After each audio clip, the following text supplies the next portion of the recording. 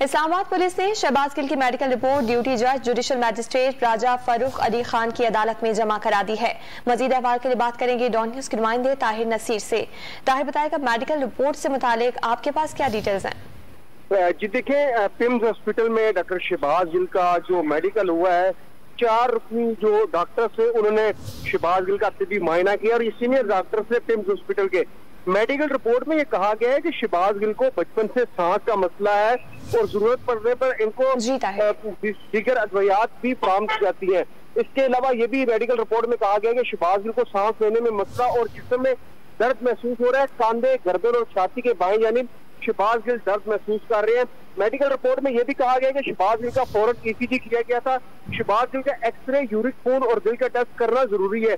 इसके अलावा जो मेडिकल रिपोर्ट है उसमें यह कहा गया है कि शहबाज गिल के मजीद तिब्बी मुआयने की जरूरत पड़ सकती है। ये जुडिशल मजिस्ट्रेट जो है राजा फरूख अली खान, उनकी अदालत में मेडिकल रिपोर्ट सबमिट करवाई गई है। जी बहुत शुक्रिया ताहिर।